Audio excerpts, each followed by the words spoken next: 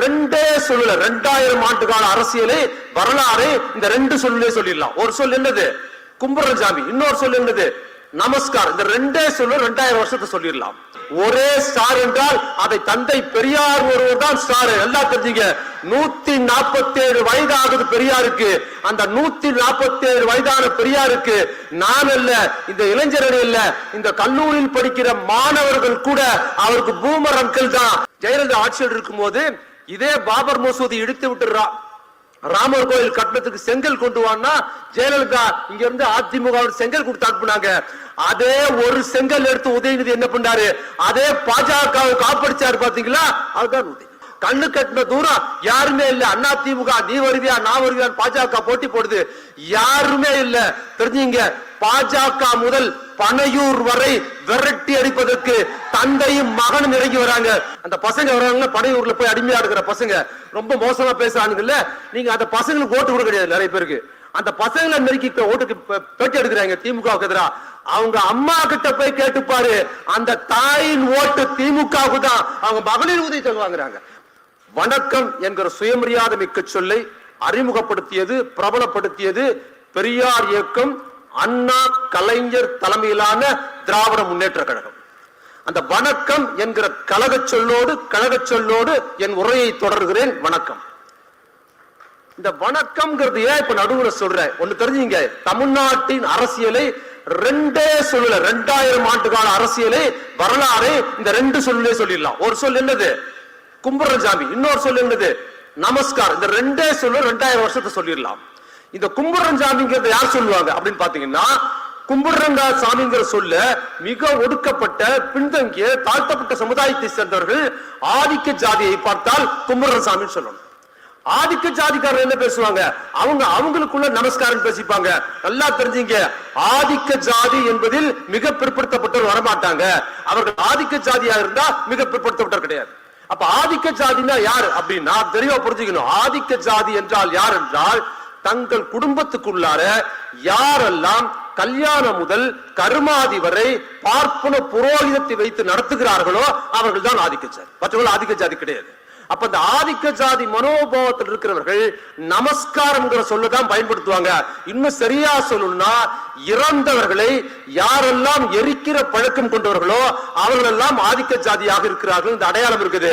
ஆதிக்க ஜாதிக்காரர்கள் ஒருவர் பார்த்துக் கொள்ளும் போது ஒருவர் முகன்னம் பேசிக் கொள்ளும் போது என்ன பண்ணுவாங்கன்னா, நமஸ்காரம் நமஸ்காரம் நமஸ்காரம் நமஸ்காரம் பிள்ளைவாள் நமஸ்காரம் அப்படி பேசிப்பாங்க. இந்த பக்கத்துல கும்பிடுறன் சாமி அவங்கள பார்த்தாதான் சொல்லணும். அப்ப என்ன பண்ணுது? உள்ள பெரியார் என்ட்ரி ஆகுறாரு. நல்லா தெரிஞ்சுங்க, தமிழ்நாட்டின் ஒரே ஸ்டார் என்றால் அதை தந்தை பெரியார் ஒருவர் தான் ஸ்டார். எல்லாம் தெரிஞ்சுங்க. 147 வயது ஆகுது பெரியாருக்கு. அந்த 147 வயதான பெரியாருக்கு நான் அல்ல, இந்த இளைஞர்கள் இல்ல, இந்த கல்லூரியில் படிக்கிற மாணவர்கள் கூட அவருக்கு பூமர் அங்கிள் தான். அவர்கிட்டயே நெருங்க முடியாது. அவ்வளவு பெரிய நவீனமான தலைவர் அவரு. உள்ள நிறையிறாரு. கும்பிடுறஞ்சாமி இந்த பக்கம் நமஸ்காரம். ரெண்டுத்தி பிறந்துகிட்டு பெரியார் என்னடா கும்பிடுறஞ்சாமி, அவனை பார்த்து நீ எதுக்கு கும்பிடுற? துண்டை எடுத்திய தோல்ல இருக்கு, துண்டை எடுத்திய இடுப்புல கட்டுறன்னு சொல்லி துண்டை ஒரு தோல்ல போட்டு நீ எவனை பார்த்தாலும் இனி கும்பிடுறன்னு சொல்ல சொல்லாது.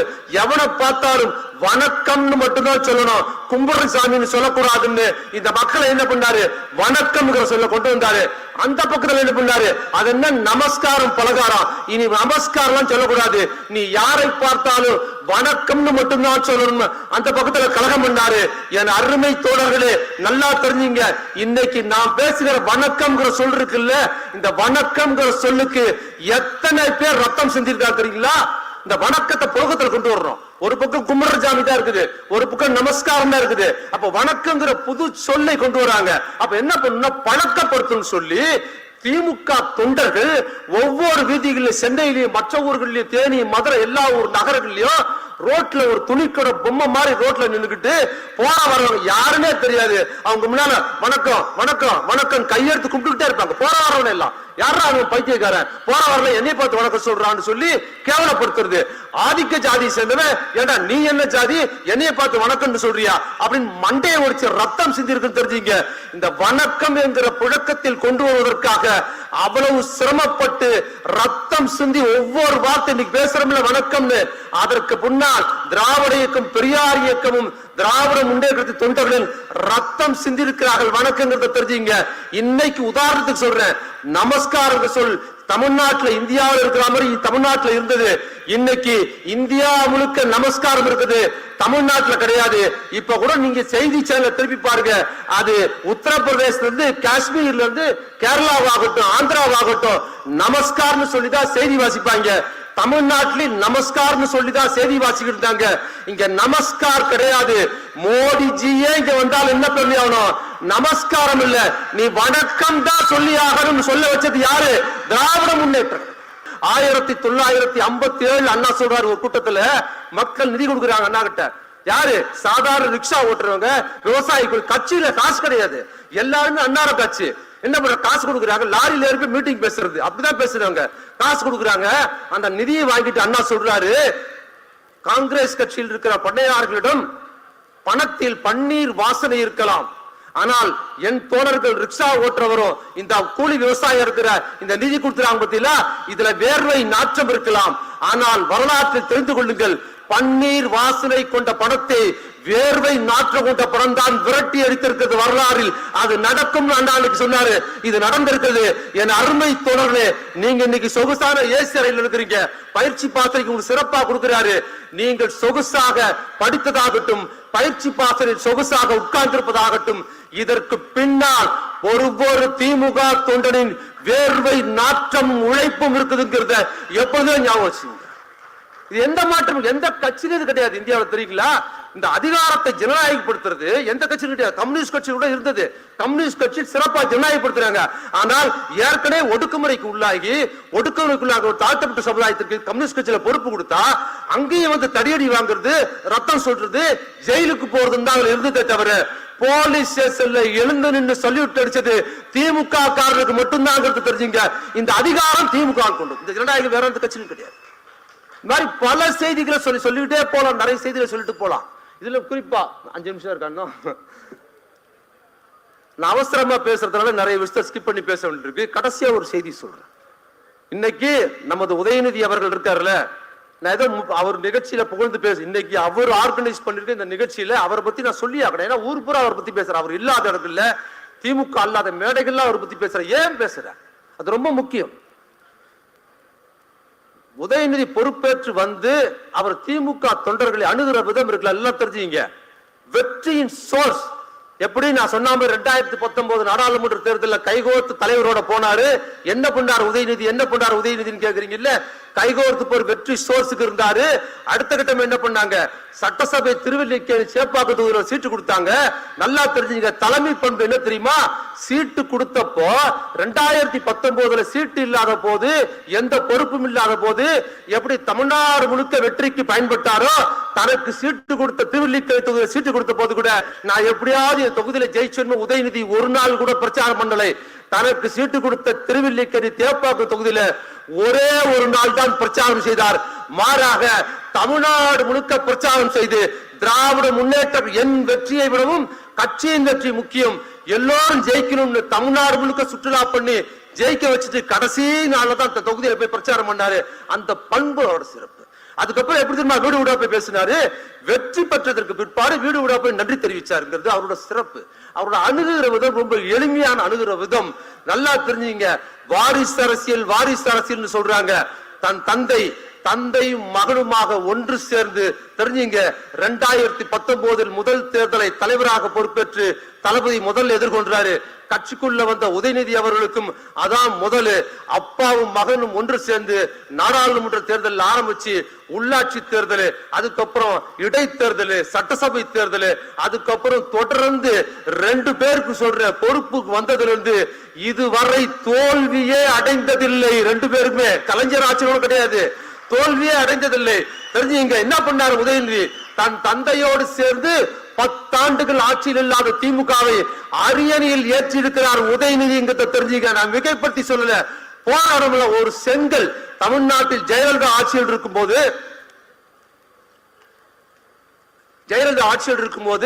இதே பாபர் மசூதி இடித்து விட்டுறா, ராமர் கோயில் கட்டணத்துக்கு செங்கல் கொண்டு வான்னா ஜெயலலிதா இங்க இருந்து அதிமுக செங்கல் கொடுத்து அனுப்புனாங்க.